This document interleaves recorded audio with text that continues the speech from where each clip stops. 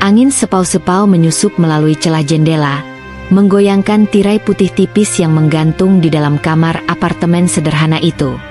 Aroma kopi yang baru diseduh menyebar di udara, menciptakan suasana pagi yang hangat dan menenangkan. Namaku Nadine Ayunda, seorang wanita berusia 28 tahun yang telah menghabiskan 5 tahun terakhir hidupnya sebagai istri seorang dokter terkenal, Arman Prasetyo. Pernikahan kami, yang dulu dipenuhi janji manis dan kebahagiaan, kini terasa seperti rutinitas yang hampa. Namun, sebelum aku berbicara tentang perasaan itu, aku ingin menceritakan bagaimana semua ini bermula. Aku tumbuh di sebuah keluarga sederhana di Yogyakarta. Ayahku seorang guru SMP, sementara ibuku memiliki usaha kecil menjual kue basah di pasar tradisional. Sejak kecil, aku diajarkan untuk selalu bekerja keras dan tidak bergantung pada siapapun. Meski hidup kami tidak mewah, rumah tangga kami penuh dengan cinta dan kehangatan. Sejak remaja, aku bercita-cita menjadi seorang perawat. Bagiku, bekerja di dunia medis bukan hanya sekadar profesi, tetapi juga panggilan hati. Aku ingin membantu orang-orang yang sakit, memberikan mereka harapan, dan merawat mereka dengan kasih sayang. Perjalanan untuk meraih impian itu tidaklah mudah. Aku harus bekerja sambil kuliah demi membiayai pendidikan keperawatanku. Aku pernah menjadi pelayan kafe, asisten toko buku, bahkan bekerja paruh waktu di klinik kecil. Semua itu kulakukan demi menggapai cita-cita. Setelah lulus sebagai perawat, aku diterima bekerja di sebuah rumah sakit swasta di Jakarta. Saat itulah aku bertemu dengan Arman, pria yang kemudian menjadi suamiku. Arman adalah seorang dokter spesialis penyakit dalam yang memiliki reputasi cemerlang di rumah sakit tempat aku bekerja. Dia pria yang cerdas, berwibawa, dan memiliki pesona yang sulit diabaikan. Setiap perawat, termasuk aku, mengaguminya. Namun, aku tidak pernah berpikir bahwa seorang pria seperti dia akan tertarik padaku. Awalnya, hubungan kami hanya sebatas profesional. Aku sering menangani pasien yang dirawat di bawah pengawasannya. Namun, semakin lama, kami mulai semakin dekat. Arman sering mengajakku berdiskusi tentang kasus-kasus medis, terkadang mengajakku makan siang bersama, dan sesekali mengirim pesan menanyakan kabar. Hubungan kami berkembang dengan alami. Arman adalah pria yang tahu cara memperlakukan wanita dengan baik. Dia perhatian, sopan, dan selalu membuatku merasa dihargai. Tak butuh waktu lama hingga akhirnya dia menyatakan perasaannya padaku. Aku suka sama kamu, Nadine. Aku tahu ini mungkin mengejutkan, tapi aku serius, katanya suatu malam, saat kami duduk berdua di kafe dekat rumah sakit. Hatiku bergetar mendengar pengakuannya. Aku tidak pernah membayangkan bahwa pria sebaik dan sehebat dia akan tertarik padaku. Namun, aku tidak bisa memungkiri bahwa aku juga menyukainya. Hubungan kami terus berkembang, hingga akhirnya Arman melamarku setelah 1 tahun berpacaran. Pernikahan kami sederhana, tetapi penuh kebahagiaan. Aku merasa menjadi wanita paling beruntung di dunia, bisa menikah dengan pria yang kucintai dan dihormati banyak orang. Setelah menikah, aku memutuskan untuk berhenti bekerja sebagai perawat dan fokus menjadi istri yang baik untuk Arman. Keputusan ini tidak mudah bagiku, karena aku mencintai pekerjaanku. Namun, Arman meyakinkanku bahwa dia bisa mencukupi kebutuhan kami, dan aku tidak perlu bekerja keras seperti dulu. Aku ingin kamu menikmati hidup, Nadine. Aku ingin kamu bahagia, katanya sambil menggenggam tanganku dengan lembut. Aku menuruti keinginannya. Aku mengisi hari-hariku dengan mengurus rumah, memasak makanan favoritnya, dan memastikan semua kebutuhannya terpenuhi. Awalnya, aku menikmati peran baruku sebagai istri seorang dokter sukses.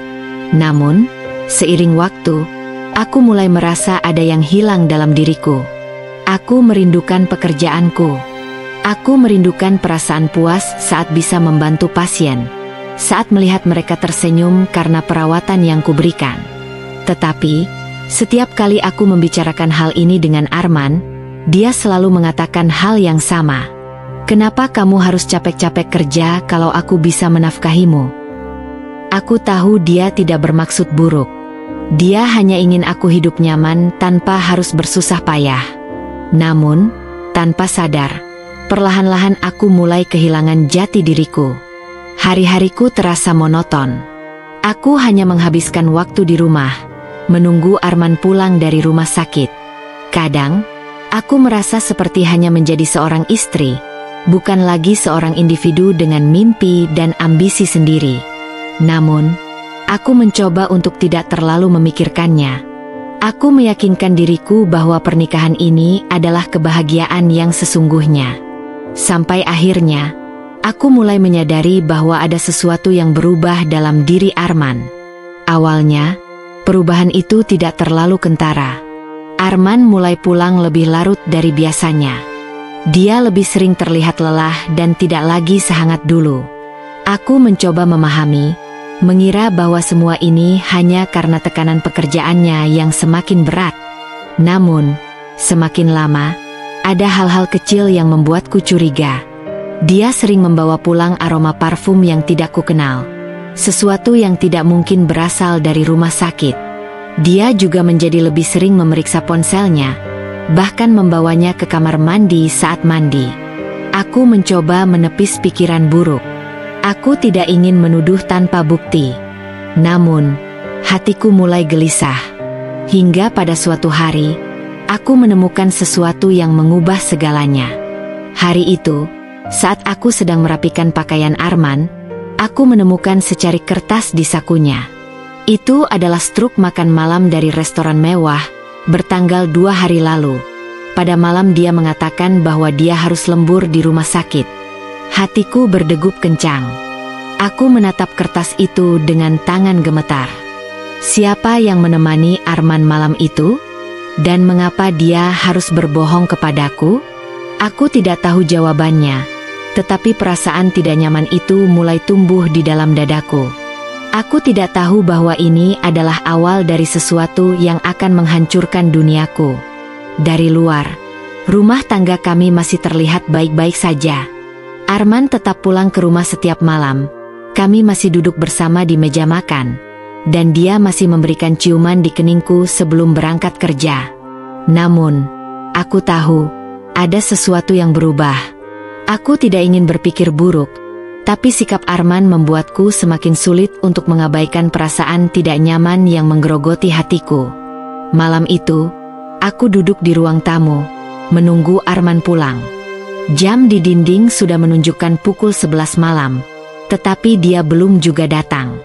Sebenarnya, ini bukan pertama kalinya dia pulang larut. Namun, setelah menemukan struk makan malam itu, aku mulai memerhatikan segala gerak-geriknya dengan lebih seksama. Aku mengambil ponselku dan mencoba menghubunginya. Nada sambung terdengar beberapa kali sebelum akhirnya masuk ke kotak suara. "Arman, kamu masih di rumah sakit?" tanyaku dalam pesan suara yang kukirimkan. Aku menunggu beberapa menit, tetapi tidak ada balasan. Dadaku mulai terasa sesak. Aku menatap ponselku, ragu-ragu sebelum akhirnya mengetik pesan lain. "Kamu lembur? Aku tunggu di rumah, ya." Pesanku terkirim. Namun, centangnya tetap satu. Aku menarik napas dalam-dalam, mencoba menenangkan diri. Aku tidak ingin berpikiran buruk, tidak ingin menjadi istri yang paranoid tanpa alasan. Namun, keheningan ini, keterlambatan ini, mulai terasa tidak wajar. Sekitar setengah jam kemudian, suara mesin mobil terdengar dari luar rumah. Aku segera berdiri, melangkah ke pintu dan membukanya sebelum Arman sempat masuk. Dia terkejut melihatku berdiri di ambang pintu, seolah tidak menyangka aku masih terjaga. "Nadine, kok belum tidur?" tanyanya. Suaranya terdengar sedikit canggung. Aku mengamati wajahnya. Ada bayangan lelah di matanya, tetapi juga sesuatu yang lain. Sesuatu yang membuat perutku bergejolak dengan ketidakpastian. "Kamu nggak balas pesan atau angkat teleponku," kataku pelan. Arman mengusap tengkuknya, lalu mengeluarkan ponsel dari saku jasnya. Maaf, tadi baterainya habis. Aku benar-benar sibuk di rumah sakit. Aku tidak langsung menjawab. Sebuah dorongan dalam diriku ingin mempercayainya, tetapi entah kenapa, alasannya terasa terlalu mudah ditebak. Aku melangkah mendekat, mencium aroma samar parfum yang asing di tubuhnya. Ini bukan aroma khas rumah sakit, bukan juga bau antiseptik yang biasa melekat pada pakaiannya. Ini sesuatu yang lain, aroma manis yang lembut, yang jelas bukan milikku. "Apa kamu makan malam di luar?" tanyaku tiba-tiba, mengamati ekspresinya. Arman terdiam sejenak sebelum mengangguk. "Iya, aku makan sebentar sama kolega di rumah sakit." "Kenapa?" Aku tidak ingin langsung menuduh, tetapi sesuatu dalam nada suaranya membuatku merasakan kebohongan kecil yang terselip di antara kata-katanya. "Stroke makan malam 2 hari lalu. Itu bukan dari kantin rumah sakit, kan?" tanyaku lagi, suaraku tetap tenang, tetapi cukup tajam untuk menusuk kesadarannya. Aku melihat sekilas perubahan di wajahnya. Tatapannya sedikit mengeras, seolah sedang mencari alasan untuk membalas pertanyaanku. "Nadine, kamu mencurigai aku?" tanyanya akhirnya. Nadanya terdengar seperti seseorang yang tersinggung. Aku menghela napas, mencoba mengendalikan emosiku. "Aku hanya ingin tahu kebenarannya, Arman. Aku nggak suka dibohongi." Dia menarik napas panjang sebelum akhirnya berkata, "Aku nggak bohong. Aku memang makan di luar. Tapi itu cuma makan malam biasa. Kamu terlalu berpikiran jauh." Aku ingin percaya. Aku ingin menepis semua keraguan yang mulai memenuhi pikiranku. Namun, ada sesuatu dalam cara dia berbicara, cara dia menghindari kontak mata, yang membuatku tidak bisa menyingkirkan kecurigaanku. Malam itu, untuk pertama kalinya sejak kami menikah, aku tidur dengan perasaan tidak tenang. Dan perasaan itu tidak berhenti di malam itu saja. Hari-hari berikutnya berlalu dengan perasaan yang semakin berat. Aku mencoba untuk tetap bersikap normal, tetapi aku mulai mengamati setiap pergerakan Arman. Aku tidak ingin menjadi istri yang terlalu curiga, tetapi instingku mengatakan bahwa ada sesuatu yang tidak benar. Sampai akhirnya, kecurigaanku menemukan jawabannya. Siang itu, aku memutuskan untuk mengunjungi rumah sakit tempat Arman bekerja. Sudah lama aku tidak ke sana, dan aku berpikir untuk memberinya kejutan kecil. Aku membawa makanan kesukaannya, berharap bisa menghabiskan waktu sejenak bersamanya. Namun, saat aku tiba di sana dan berjalan menuju ruangannya, aku melihat sesuatu yang membuat jantungku berdegup kencang. Di ujung lorong, Arman sedang berbicara dengan seorang wanita. Seorang perawat. Wanita itu tertawa kecil. Tangannya menyentuh lengan Arman dengan cara yang terlalu akrab untuk sekadar hubungan profesional. Aku berdiri di tempatku, tubuhku terasa membeku. Lalu, aku melihat sesuatu yang membuat dadaku semakin sesak. Arman menunduk sedikit, berbicara dengan suara pelan ke telinga wanita itu. Sang perawat tertawa kecil, matanya berbinar-binar. Aku tidak bisa mendengar apa yang mereka bicarakan, tetapi aku tidak perlu mendengar kata-kata itu untuk memahami apa yang terjadi. Seketika, duniaku terasa runtuh. Aku menggenggam erat kotak makanan yang kubawa, merasakan mataku mulai panas. Jadi ini alasannya. Ini alasan mengapa dia mulai berubah, mengapa dia mulai menjaga jarak, mengapa dia sering pulang larut dengan berbagai alasan yang terdengar masuk akal. Aku tidak tahu bagaimana aku bisa berdiri di sana selama beberapa menit sebelum akhirnya berbalik, berjalan keluar dari rumah sakit dengan langkah yang berat. Tanganku gemetar saat aku memasukkan makanan yang kubawa ke dalam tempat sampah di luar gedung. Aku tidak ingin menangis di tempat umum. Aku tidak ingin terlihat lemah. Namun, di dalam mobil, saat aku akhirnya sendirian, air mataku mulai jatuh tanpa bisa kutahan lagi. Aku tidak tahu apa yang harus kulakukan. Aku hanya tahu bahwa sejak hari itu, hatiku tidak akan pernah sama lagi. Sejak hari itu, Aku merasa seperti hidup di dunia yang berbeda. Dunia di mana aku tidak lagi menjadi istri yang percaya diri dan bahagia. Dunia di mana aku dipaksa menghadapi kenyataan pahit tentang suamiku, lelaki yang selama ini kupikir akan selalu setia padaku. Aku tidak langsung menanyakannya pada Arman. Aku masih butuh waktu untuk memproses semuanya, untuk memahami bagaimana aku harus menghadapi kenyataan ini tanpa kehilangan kendali atas diriku sendiri. Namun, luka itu tetap ada. Setiap kali aku melihat wajahnya, aku merasa sesak. Setiap kali dia berbicara padaku, aku ingin bertanya langsung, ingin menuntut jawaban. Tapi aku menahan diri. Aku ingin memastikan segalanya sebelum bertindak. 2 hari setelah kejadian di rumah sakit, aku mulai mencari tahu lebih jauh. Aku tidak ingin menuduh tanpa bukti konkret. Aku mulai memperhatikan ponselnya. Arman selalu menjaga ponselnya dekat dengan dirinya, bahkan membawanya ke kamar mandi. Dia juga mulai menggunakan kata sandi baru, sesuatu yang tidak pernah dia lakukan sebelumnya. Aku juga memperhatikan jadwalnya. Dia sering bilang ada pasien yang butuh perhatian ekstra, tapi aku sadar ada pola yang mulai terbentuk. Setiap 2 atau 3 malam sekali, dia pulang lebih larut dari biasanya. Puncaknya terjadi saat aku akhirnya memutuskan untuk mengikuti langkahnya. Malam itu, Arman mengatakan bahwa dia harus lembur lagi di rumah sakit. Aku berpura-pura mengangguk dengan tenang, tidak menunjukkan tanda-tanda kecurigaan. Begitu dia pergi, aku menunggu sekitar 15 menit sebelum keluar dari rumah dan mengikuti jejaknya dengan mobil. Aku tahu ini mungkin terdengar gila, tapi aku perlu tahu kebenarannya dengan mataku sendiri. Aku menyusuri jalan menuju rumah sakit, tetapi kemudian aku melihat mobil Arman berbelok ke arah lain.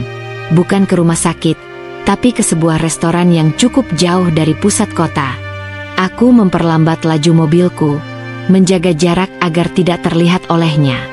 Saat dia akhirnya berhenti di depan restoran, aku melihat seseorang keluar dari dalam. Wanita itu, suster yang kulihat bersamanya di rumah sakit. Jantungku berdetak semakin kencang saat melihat mereka bertemu, lalu masuk ke dalam restoran bersama-sama. Duniaku seketika terasa hancur. Aku ingin masuk, ingin menghadapi mereka saat itu juga. Tapi tubuhku seolah membeku. Aku hanya bisa duduk di dalam mobil, menatap ke arah restoran dengan mata yang mulai memanas. Hatiku berteriak dalam kemarahan, dalam kesedihan.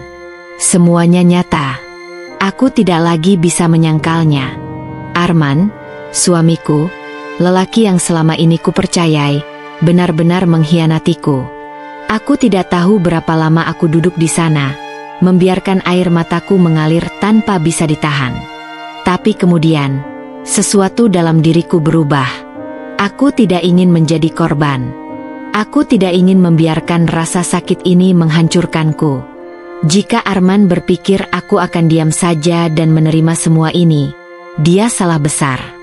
Aku menghapus air mataku, menyalakan mesin mobil, dan melaju pulang.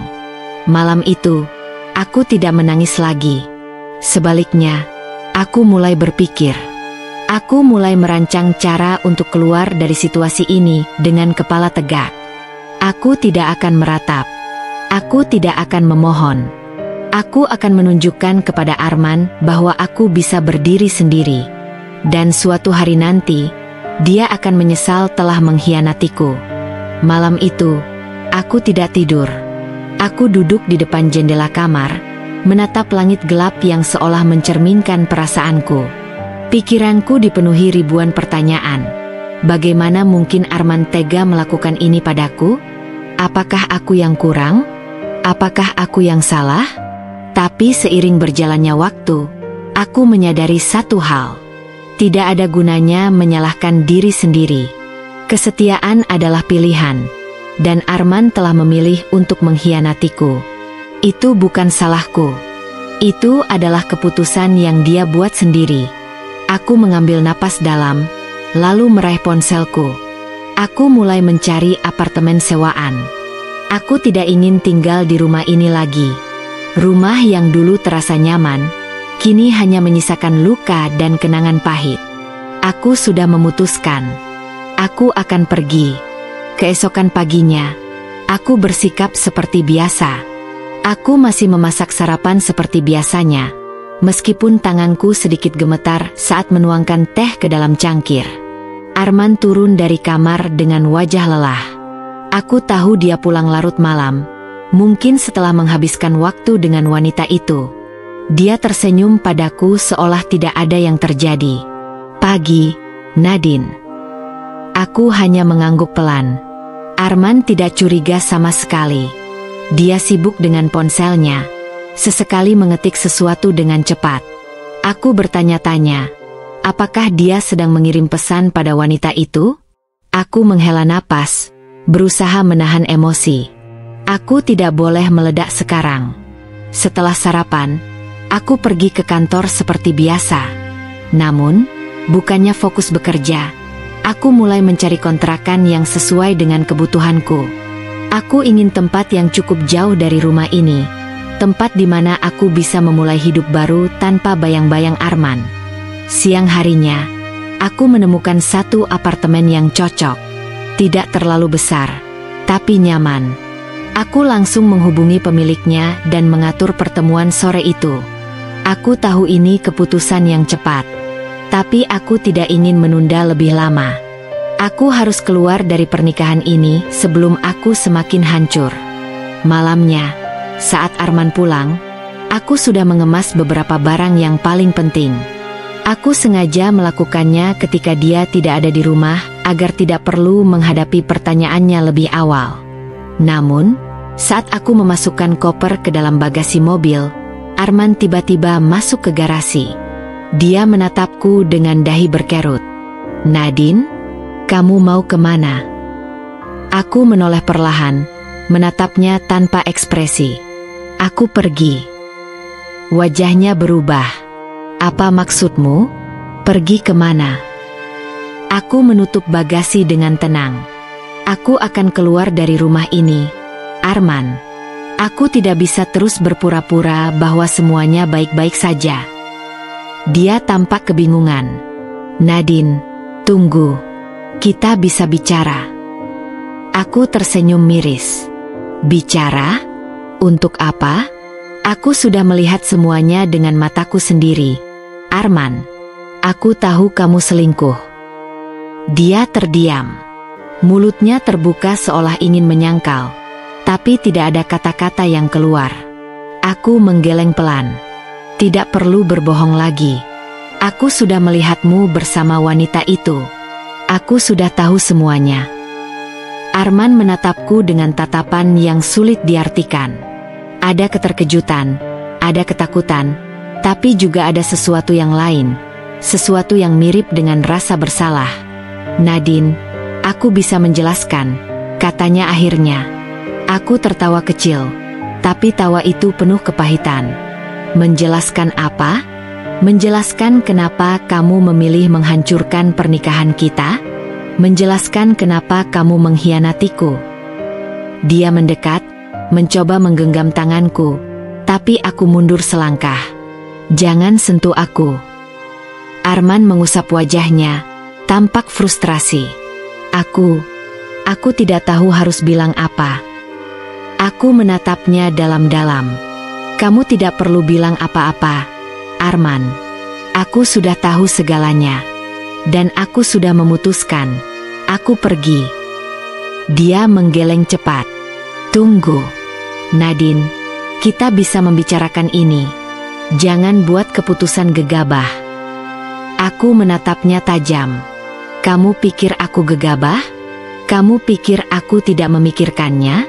Aku sudah memberimu seluruh hatiku, seluruh hidupku. Tapi kamu mengkhianati itu semua." Arman terdiam. Dia tidak bisa membantah kata-kataku. Aku menatapnya sekali lagi, lalu berbalik. "Selamat tinggal, Arman." Aku masuk ke dalam mobil dan menyalakan mesin. Arman berdiri di sana, menatapku pergi. Tapi aku tidak menoleh lagi. Aku sudah selesai. Aku tidak akan menjadi wanita yang menangis dan memohon. Aku akan membuktikan bahwa aku bisa hidup tanpanya. Dan suatu hari nanti, aku akan membuatnya menyesal telah kehilangan aku. Hari ini, aku berdiri di depan gedung pengadilan dengan perasaan yang sulit dijelaskan. Ada gugup, ada sedih, tapi lebih dari itu, ada rasa lega yang perlahan mulai menyelimuti hatiku. Di tanganku, ada berkas gugatan cerai yang telah aku siapkan sejak beberapa minggu lalu. Aku sudah menandatangani semua dokumen yang diperlukan. Tinggal menunggu sidang hari ini untuk mengakhiri segalanya. Aku mengembuskan napas pelan. Sudah sejauh ini aku melangkah. Tidak ada alasan untuk mundur. Aku melangkah masuk ke dalam ruang sidang dengan kepala tegak. Arman sudah ada di sana, duduk dengan wajah yang sulit ditebak. Aku bisa melihat dia mencoba menjaga ketenangannya, tapi matanya tidak bisa berbohong. Ada kegelisahan di sana. Hakim masuk, dan sidang pun dimulai. Sidang berjalan cukup cepat. Kami sudah sepakat untuk berpisah secara baik-baik, tanpa ada perebutan aset atau hak lain. Aku tidak meminta apapun dari Arman. Aku hanya ingin kebebasan. Saat hakim mengetukkan palu tanda perceraian kami resmi diputuskan, aku merasakan sesuatu yang berbeda. Bukan kesedihan yang menyesakkan, melainkan semacam kelegaan. Ini adalah akhir dari sesuatu yang pernah aku anggap sebagai kebahagiaan, tapi juga awal dari sesuatu yang lebih besar. Awal dari hidup baruku. Aku melirik ke arah Arman. Dia menatapku, bibirnya sedikit terbuka seolah ingin mengatakan sesuatu. Tapi pada akhirnya dia hanya diam. Tidak ada kata perpisahan, tidak ada permintaan maaf. Hanya tatapan kosong yang terlambat menyadari bahwa semuanya benar-benar telah berakhir. Aku berdiri dan berjalan keluar tanpa menoleh lagi. Aku tidak perlu mendengar apapun darinya. Aku sudah selesai. Saat aku melangkah keluar dari gedung pengadilan, udara terasa lebih ringan. Aku kini bukan lagi seorang istri yang dikhianati. Aku adalah seorang wanita yang bebas, yang bisa menentukan jalan hidupnya sendiri. Aku berjanji pada diriku sendiri, aku tidak akan jatuh. Aku akan bangkit. Aku akan membangun hidupku kembali, lebih kuat dari sebelumnya. Dan suatu hari nanti, ketika Arman menyadari apa yang telah dia sia-siakan, itu sudah terlambat. Sudah 3 bulan sejak perceraian itu diputuskan. 3 bulan aku mencoba berdiri di atas kakiku sendiri, membangun ulang hidupku yang sempat hancur. Tapi kenyataannya, melupakan sesuatu yang telah menjadi bagian dari hidupku selama bertahun-tahun tidak semudah membalikkan telapak tangan. Malam-malam masih terasa panjang, sepi, dan dingin. Kadang aku terbangun tengah malam, masih terbiasa dengan keberadaan Arman di sampingku. Tapi yang kutemukan hanyalah ruangan kosong. Hanya aku seorang diri. Aku menghela napas panjang. Hari ini aku sudah tidak bisa larut dalam kesedihan lagi. Ada sesuatu yang lebih penting yang harus kupikirkan. Aku menatap cermin besar di hadapanku. Wajahku tampak lebih kurus. Lingkaran hitam di bawah mataku masih terlihat samar. Tapi hari ini, aku tidak akan membiarkan rasa sakit itu mengendalikan hidupku lagi. Aku mengambil blazer hitam dari gantungan, memakainya dengan mantap. Hari ini, aku akan menghadiri wawancara kerja di salah satu perusahaan farmasi ternama. Setelah menghilang dari dunia kerja selama bertahun-tahun karena memilih mendukung karir Arman, kini aku harus memulai semuanya dari awal. Aku menarik napas dalam-dalam, lalu keluar dari apartemen kecil yang kini kutinggali seorang diri. Wawancara berjalan cukup lancar. Aku merasa percaya diri menjawab setiap pertanyaan, membuktikan bahwa aku bukan wanita lemah yang hanya bisa bergantung pada suaminya.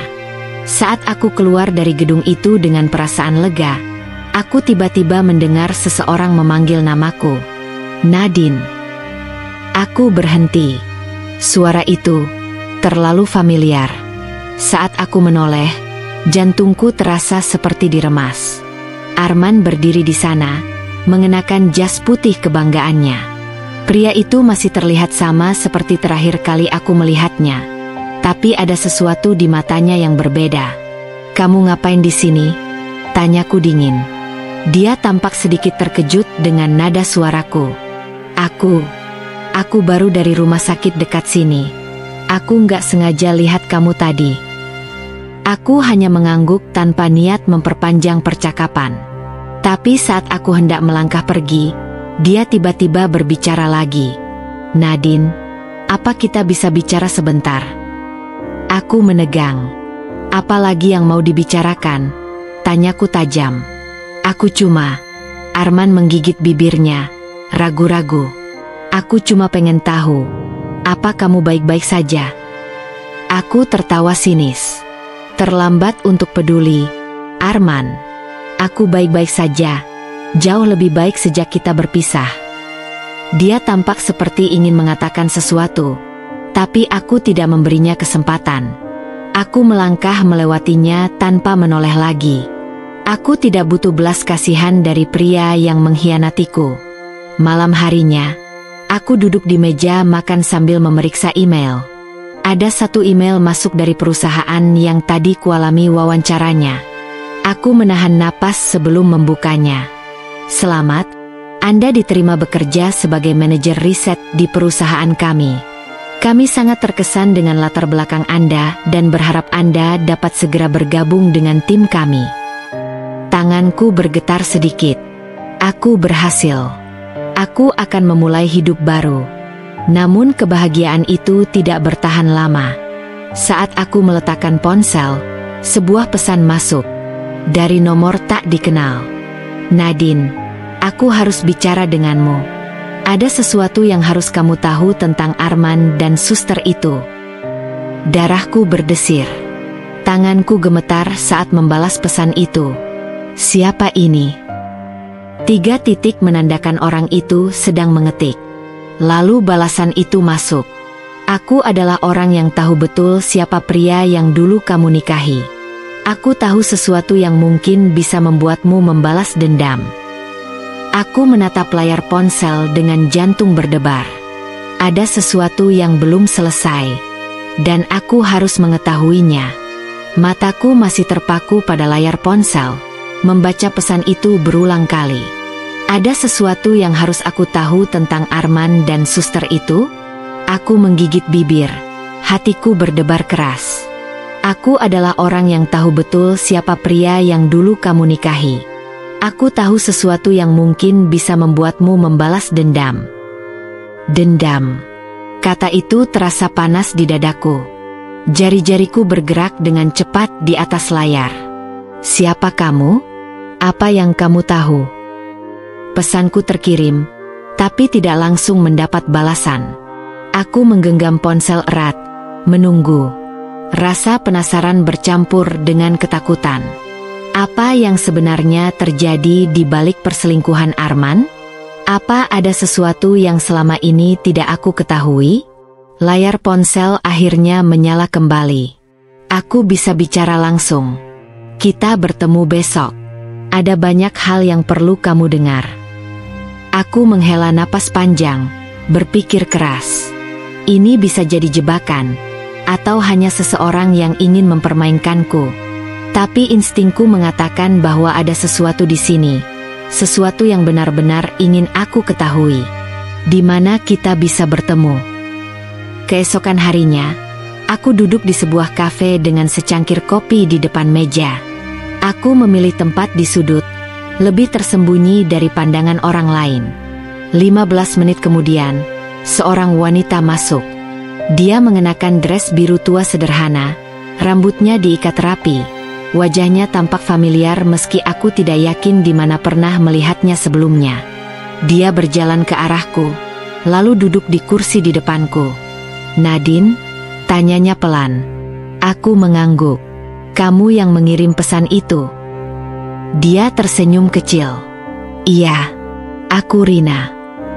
Aku mencoba mengingat, dan tiba-tiba aku menyadarinya.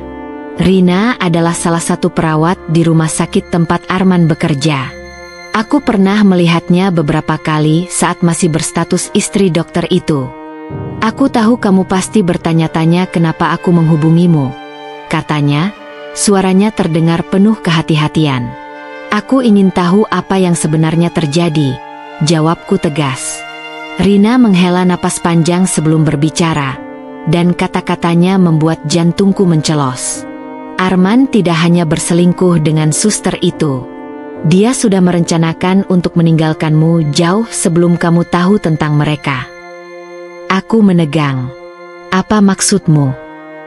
Arman dan suster itu, mereka sudah berhubungan sejak lama. Tapi bukan hanya itu. Arman memanfaatkan namamu untuk mendapatkan banyak hal. Aku memandangnya dengan penuh kebingungan. Aku tidak mengerti. Rina menatapku dengan raut kasihan. Arman menggunakan koneksi dari keluargamu, pengaruhmu, bahkan tabunganmu untuk membangun reputasinya. Dia selalu membanggakan bahwa istrinya adalah wanita pintar yang bisa dia andalkan. Tapi di balik itu, dia hanya menjadikanmu alat. Tanganku mengepal.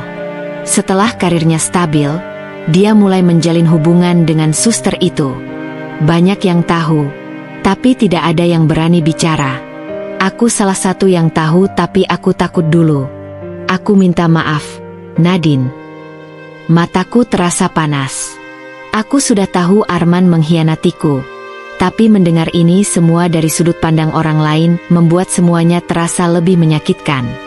Aku menarik napas dalam-dalam, menahan amarah yang mulai membara dalam dadaku. Apa mereka masih bersama? Tanyaku akhirnya. Rina menggeleng. Tidak seindah yang kamu kira. Arman mulai tertekan. Dia pikir setelah menceraikanmu, semuanya akan mudah, tapi ternyata tidak. Dia kehilangan banyak pasien, banyak kolega mulai meragukan integritasnya. Hubungannya dengan suster itu juga tidak seharmonis yang dia kira. Mereka sering bertengkar. Aku menyipitkan mata. Ada kepuasan kecil di hatiku mendengar bahwa hidup Arman tidak seindah yang dia bayangkan. Tapi ini belum cukup. Aku ingin dia benar-benar menyesal. Aku ingin dia merasakan penderitaan yang sama seperti yang dia berikan kepadaku. Malam harinya, aku duduk di depan laptop. Aku memeriksa kembali semua dokumen yang pernah kupegang selama masih menjadi istri Arman. Aku masih punya beberapa data yang bisa kuhancurkan jika aku mau. Aku juga tahu banyak tentang bisnis yang dia jalankan. Aku tersenyum kecil. Arman, permainan ini baru saja dimulai. Aku tidak akan hanya menjadi wanita yang disakiti. Aku akan membuatnya menyesal. Malam itu, aku duduk di depan laptop. Mataku terpaku pada layar yang menampilkan berkas-berkas keuangan dan data bisnis yang dulu pernah aku tangani bersama Arman. Tanganku bergerak lincah, membuka setiap file dengan teliti. Rina benar. Arman bukan hanya pria yang selingkuh, tapi juga seorang manipulator yang licik. Dia memanfaatkan namaku, hartaku, dan pengaruh keluargaku untuk membangun dirinya. Dan sekarang, setelah dia merasa cukup kuat, dia menyingkirkanku begitu saja. Aku tidak akan membiarkan itu. Aku menutup laptop dan mengambil ponsel. Jari-jariku mengetik pesan cepat. Aku ingin bertemu dengan pengacara keuangan terbaik yang bisa menangani kasus manipulasi dana. Bisakah kau membantuku? Pesan terkirim. Aku tahu persis kepada siapa aku menghubungi. Salah satu teman lamaku yang kini bekerja sebagai penasihat hukum untuk perusahaan besar. Jika ada seseorang yang bisa membantuku, itu dia. Tak butuh waktu lama, balasan datang. Tentu, kita bisa bertemu besok. Aku akan membawakan beberapa opsi solusi untukmu. Aku tersenyum tipis. Langkah pertama sudah dimulai. Sementara itu, di tempat lain, Arman duduk di ruangannya dengan wajah tegang. Di hadapannya, seorang pria parubaya dengan jas mahal melipat tangan di atas meja. Dengar, Arman, suara pria itu berat dan penuh tekanan. Klien-klienmu mulai bertanya. Mereka mendengar rumor tentang masalah pribadimu, dan kau tahu sendiri, kepercayaan adalah segalanya dalam dunia medis. Arman mengusap wajahnya. Frustrasi. Aku sudah mengatasinya. Pria itu menghela napas panjang. Kau pikir hanya dengan menceraikan Nadine semua akan beres? Kau lupa bahwa dia bukan wanita biasa? Dia punya pengaruh lebih besar dari yang kau kira. Jantung Arman berdegup keras. Dia tahu itu. Tapi dia tidak mengira efeknya akan secepat ini. Sejak perceraiannya dengan Nadine, bisnis kliniknya perlahan mengalami kemunduran. Beberapa investor mulai menarik diri, dan pasien setianya mulai berkurang. Namun, yang lebih mengganggunya adalah masalah dengan Vina, wanita yang menjadi penyebab kehancuran rumah tangganya. Dulu, bersamanya terasa seperti kemenangan. Tapi kini, Vina berubah menjadi beban. Setiap hari mereka bertengkar, dan lebih parahnya lagi, wanita itu mulai menuntut lebih banyak hal. Arman mengepalkan tangan. Dia pikir dengan meninggalkan Nadine, hidupnya akan lebih baik. Ternyata tidak. Dan dia mulai curiga, ini bukan kebetulan. Seseorang sedang menarik benang di balik layar. Dan dia tahu pasti siapa orang itu. Keesokan harinya, aku duduk di sebuah kantor hukum ternama, berhadapan dengan sahabat lamaku, Tara. Dia membaca berkas-berkasku dengan mata tajam, lalu tersenyum kecil. Jadi, kau ingin menghancurkannya dengan cara yang bersih dan legal? Tanyanya sambil menutup map di depannya. Aku menatapnya dalam-dalam. Aku ingin dia kehilangan semua yang dia bangun dengan cara licik. Tara mengangguk. Baik, kita mulai dari yang paling mudah, memblokir aksesnya ke dana yang pernah dia gunakan atas namamu. Setelah itu, kita bisa memeriksa kemungkinan adanya penyalahgunaan dana di kliniknya. Jika ada bukti yang cukup, kita bisa menjatuhkannya. Aku tersenyum. Lakukan. Tara tertawa pelan. Kau benar-benar sudah berubah, Nadine. Dulu kau wanita yang selalu mengalah. Aku menarik napas dalam-dalam. Dulu, aku mencintainya dan mengorbankan segalanya. Tapi sekarang, aku hanya ingin membalas apa yang sudah dia lakukan. Tara menatapku dengan kagum. Baik, kalau begitu, ayo kita mulai permainan ini. Aku menggenggam cangkir kopi di tanganku. Aku bisa merasakan bahwa ini baru awal dari segalanya. Dan aku siap untuk itu. Malam itu, Arman duduk di kantornya dengan wajah kusut. Berkas-berkas berserakan di mejanya. Layar komputernya menampilkan angka-angka keuangan yang mulai menunjukkan tanda bahaya. Teleponnya berbunyi. Dengan enggan, dia mengangkatnya. Arman, ini gawat. Suara panik dari mitranya terdengar. Dana operasional kita tiba-tiba dibekukan. Aku sudah mencoba menghubungi bank, tapi mereka bilang ini perintah langsung dari pemilik saham mayoritas. Arman terdiam, lalu bangkit dari kursinya dengan napas memburu. Saham mayoritas, ulangnya. Saat itulah dia merasakan sesuatu yang menohok perutnya. Tidak mungkin. Tangannya bergetar saat membuka laptop, masuk ke sistem keuangan kliniknya, dan membaca sebuah dokumen legal yang baru saja diperbarui. Nama pemilik saham terbesar yang kini tertera di sana bukan lagi dirinya. Nadine Astari. Jantungnya serasa berhenti. Tiba-tiba, pintu kantornya terbuka. Seorang wanita masuk dengan langkah anggun, mengenakan setelan elegan berwarna hitam. Wajahnya tenang, tetapi sorot matanya dingin. Nadine. Arman hampir tidak bisa percaya wanita yang dulu selalu menunduk di hadapannya kini berdiri begitu tegap. Nadine melipat tangannya di depan dada, menatapnya tanpa sedikit pun keraguan. Kau terlihat terkejut, Arman, ucapnya dengan suara lembut namun berbahaya. Apa kau baru sadar bahwa permainan ini sudah berakhir? Arman menggertakkan giginya. Apa yang kau lakukan? Nadine melangkah lebih dekat, matanya tak lepas menatap pria itu yang kini mulai kehilangan kendali. Aku hanya mengambil kembali apa yang seharusnya menjadi milikku. Arman tertawa sinis. Jangan bercanda. Kau tidak punya hak.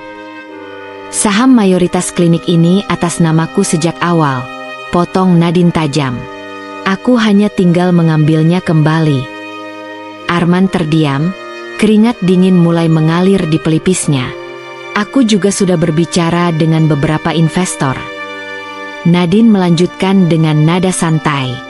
Kebanyakan dari mereka lebih memilih menaruh uang mereka di tempat yang aman. Dan sayangnya, Arman, klinik ini tidak lagi menjadi tempat yang aman bagi mereka. Arman meninju meja. Kau tidak bisa melakukan ini kepadaku. Nadine tersenyum tipis. Kau sudah melakukannya lebih dulu kepadaku. Arman ingin berkata sesuatu, tapi pintu kembali terbuka. Kali ini, seorang pria berpakaian rapi masuk, membawa berkas di tangannya.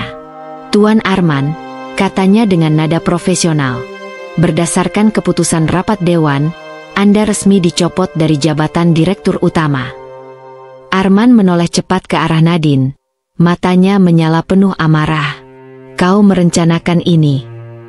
Nadine mendekat, membiarkan Arman melihatnya dari dekat. Aku hanya memberikanmu balasan yang setimpal. Tatapan Arman semakin liar. Kau pikir ini sudah cukup? Desisnya. Nadine menundukkan kepala sedikit, lalu berbisik dengan nada dingin.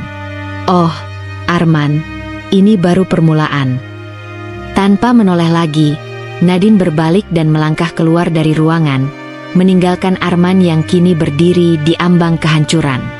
Di luar kantor, Nadine menarik napas dalam-dalam. Udara malam terasa lebih segar dari sebelumnya. Dia tidak lagi menjadi wanita yang lemah. Dia telah memenangkan pertarungannya. Pagi itu, Arman terbangun dengan kepala berat dan tubuh yang terasa kaku. Sinar matahari menyelinap masuk melalui celah tirai jendela kamar apartemen kecil yang kini menjadi tempat tinggalnya. Bukan penthouse mewah seperti dulu. Bukan ranjang empuk dengan spray mahal. Bukan kehidupan yang pernah ia banggakan. Tangannya meraba meja di samping ranjang, mencari ponselnya. Begitu menemukannya, jari-jarinya gemetar saat membuka notifikasi. Saldo rekening, Rp1.750.000. Tagihan listrik akan jatuh tempo dalam 2 hari. Surat peringatan dari pemilik apartemen. Arman mengumpat pelan. Sial. Dulu, angka 1 juta tidak ada artinya baginya. Sekarang, jumlah itu terasa seperti hukuman. Matanya berpindah ke layar berita yang menyala di TV kecil di sudut ruangan. Wajah Nadine muncul di layar, tersenyum anggun di samping seorang pengusaha ternama. Nadine Astari sukses membawa kliniknya berkembang pesat setelah restrukturisasi besar-besaran. Investasi terbaru dari perusahaan internasional semakin mengukuhkan posisinya di dunia bisnis kesehatan. Arman mematikan TV dengan kasar. Dadanya terasa sesak melihat wanita itu kini berdiri di puncak kejayaan, sementara dirinya terpuruk. Ponselnya bergetar. Nama di layar membuatnya ragu sejenak sebelum akhirnya mengangkat. Arman, aku sudah bilang jangan hubungi aku lagi. Suara perempuan di ujung sana terdengar tajam. Arman menghela napas. Bella, dengar. Aku butuh bantuan. Hanya sebentar sampai aku bisa bangkit lagi. Tawa kecil terdengar dari seberang. Bangkit? Dengan apa? Kamu bahkan tidak punya apa-apa sekarang. Arman mengepalkan tangannya. Aku masih bisa memperbaiki semuanya. Aku hanya butuh sedikit modal. Aku bukan bank, Arman. Bella memotongnya. Dulu kau membual bisa memberiku segalanya. Sekarang bahkan apartemen kecil itu hampir ditarik. Jangan berharap aku mau kembali dengan pria yang bahkan tidak bisa membayar tagihan listriknya sendiri. Arman membeku. Matanya menatap kosong ke dinding. Dulu, Bella adalah wanita yang rela meninggalkan suami demi dirinya. Sekarang, bahkan dia tidak mau meliriknya. Telepon terputus. Arman menutup wajahnya dengan kedua tangan. Untuk pertama kalinya dalam hidupnya, dia benar-benar sendirian. Tidak ada istri, tidak ada uang, tidak ada kekuasaan. Semua yang dulu ia sia-siakan kini menjadi penyesalan yang menyiksanya setiap hari. Lalu, seperti ditampar oleh kenyataan, sebuah pertanyaan muncul di benaknya. Hujan turun dengan deras di luar jendela kaca ruang kerja Nadine. Cahaya lampu kota berpendar di permukaan air yang mengalir di jalanan, menciptakan refleksi yang buram dan suram. Di dalam ruangan yang hangat dan elegan itu, Nadine duduk di kursi kulitnya, menatap layar laptop dengan ekspresi yang sulit diartikan. Di hadapannya, laporan keuangan perusahaan tertera dengan angka-angka yang mengesankan. Kliniknya berkembang pesat, mitra bisnis semakin banyak, dan namanya kini disandingkan dengan pengusaha sukses lainnya. Semua yang dulu ia impikan telah tercapai. Tapi kenapa masih ada kekosongan dalam hatinya? Pikiran Nadine kembali melayang ke masa lalu. Kepada lelaki yang dulu begitu ia cintai. Kepada pengkhianatan yang membuatnya nyaris hancur. Kepada balas dendam yang telah ia rancang dengan begitu sempurna. Sekarang Arman tidak lebih dari bayangan dirinya yang dulu. Lelaki itu kehilangan segalanya. Harta, status, bahkan wanita yang dulu ia banggakan telah meninggalkannya. Arman sekarang hanyalah seseorang yang hidup dari sisa-sisa kebanggaannya. Ponselnya bergetar. Arman calling. Nadine terdiam. Tidak menyangka pria itu akan menghubunginya. Jemarinya ragu sebelum akhirnya ia menggeser layar untuk menerima panggilan. Nadine, aku tahu aku tidak pantas bicara denganmu setelah semua yang terjadi. Tapi, aku tidak tahu harus mencari siapa lagi. Suara di seberang terdengar lemah. Tidak ada lagi kesombongan, tidak ada lagi arogansi. Hanya keputusasaan. Nadine menarik napas dalam. Kau sudah mendapatkan apa yang pantas, Arman. Hening. Apa ini cukup bagimu? Suara Arman terdengar lirih. Apa sekarang aku sudah cukup menderita untuk memuaskan hatimu? Jantung Nadine berdebar. Ia tidak menyangka akan mendengar pertanyaan itu dari pria yang dulu begitu meremehkannya. Dulu aku berpikir bahwa membalas semua perbuatanmu akan membuatku bahagia. Aku ingin kau merasakan sakit yang sama. Nadine menghela napas. Tapi sekarang, aku sadar, kebahagiaanku tidak ditentukan oleh kehancuranmu. Arman tertawa kecil, getir. Jadi kau menang. Ini bukan soal menang atau kalah, Arman. Nadine menjawab dengan tenang. Aku hanya memilih untuk tidak hidup dalam dendam lagi. Lama tidak ada suara dari seberang. Hanya napas berat Arman yang terdengar. Aku lelah, Nadine. Suaranya nyaris seperti bisikan. Aku tidak tahu harus bagaimana lagi. Nadine menutup mata. Sekeras apapun hatinya, ia tidak bisa menyangkal bahwa pria ini pernah menjadi bagian dari hidupnya. Bagian dari cinta pertamanya. Tapi segalanya sudah berubah. Kau yang memilih jalan ini, Arman. Sekarang, hadapilah. Klik. Panggilan terputus. Nadine meletakkan ponselnya di meja. Di luar sana, hujan mulai mereda, menyisakan genangan di jalan yang berkilau di bawah lampu kota. Malam ini, ia merasa benar-benar bebas. Bukan karena Arman telah jatuh, tapi karena ia akhirnya melepaskan semuanya. Pagi di kota itu terasa berbeda. Matahari perlahan naik, menyinari gedung-gedung yang mulai dipenuhi oleh hiruk-pikuk kehidupan. Di sebuah apartemen yang nyaman, Nadine menatap keluar jendela dengan secangkir kopi di tangannya. Hari ini adalah hari yang baru. Setelah percakapannya dengan Arman tadi malam, ada sesuatu di dalam dirinya yang terasa lebih ringan. Tidak ada lagi kemarahan yang menyesakkan dadanya. Tidak ada lagi keinginan untuk terus melihat pria itu menderita. Ia sudah melewati semuanya. Ponselnya berbunyi. Sebuah pesan masuk dari Raka. Pagi, Nadine. Aku ada di dekat kantormu. Ada waktu untuk sarapan bersama. Senyum kecil terbentuk di bibirnya. Raka adalah seseorang yang selama ini selalu ada di sisinya. Ia hadir bukan untuk menghakimi, bukan untuk memaksanya melupakan luka, tetapi hanya untuk menemaninya. Perlahan, kehadiran Raka membawa ketenangan yang berbeda dalam hidupnya. Nadine menatap secangkir kopi di tangannya, lalu menghela napas ringan. Mungkin, inilah saatnya ia benar-benar membuka lembaran baru. Tanpa berpikir lama, ia mengetik balasan. Tentu, aku akan ke sana sebentar lagi. Sementara itu, di tempat lain, Arman duduk sendirian di sebuah bangku taman. Pakaiannya berantakan, wajahnya pucat. Sisa-sisa kejayaan yang dulu ia miliki kini tidak lagi terlihat. Ia menatap layar ponselnya yang kosong. Tidak ada pesan, tidak ada panggilan masuk. Untuk pertama kalinya dalam hidupnya, ia benar-benar sendiri. Arman menarik napas panjang, menatap langit yang mulai cerah. Mungkin, ini adalah hukuman yang memang pantas ia terima. Atau mungkin, ini adalah kesempatan untuk memulai kembali. 5 bulan telah berlalu sejak perceraian itu. Kini, Nadine menjalani hidup yang jauh lebih tenang. Tidak ada lagi tekanan dari pernikahan yang penuh luka, tidak ada lagi dendam yang mengikatnya.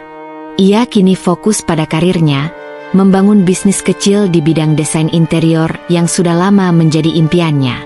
Setiap hari, ia disibukkan dengan proyek-proyek yang ia tangani, bertemu dengan klien, dan merancang ruang yang indah. Semua itu membuatnya merasa lebih hidup. Di sela kesibukannya, Raka masih tetap hadir. Pria itu tidak pernah memaksa, tidak pernah menuntut apapun darinya. Ia hanya ada, menjadi seseorang yang selalu bisa diandalkan. Kadang, mereka menghabiskan waktu bersama sekadar untuk makan malam atau berbincang ringan. Namun, Nadine masih belum siap untuk melangkah lebih jauh. Luka dalam hatinya mungkin sudah sembuh, tapi bekasnya masih ada. Ia ingin menikmati hidupnya tanpa terburu-buru, tanpa terjebak dalam kisah yang sama seperti dulu. Malam itu, saat ia duduk di balkon apartemennya, ponselnya bergetar. Sebuah pesan dari Raka masuk. Jangan lupa istirahat. Aku tahu kamu sibuk, tapi jangan lupa bahagia. Nadine tersenyum. Hatinya terasa hangat. Mungkin, kebahagiaan memang tidak harus datang dengan terburu-buru. Berbeda dengan Nadine yang semakin bersinar, hidup Arman justru jatuh ke titik terendah. Setelah perceraian, ia kehilangan banyak hal, uang, jabatan, dan terutama reputasi. Ia yang dulu dihormati dan disegani, kini hanya menjadi pria yang dipandang dengan tatapan kasihan.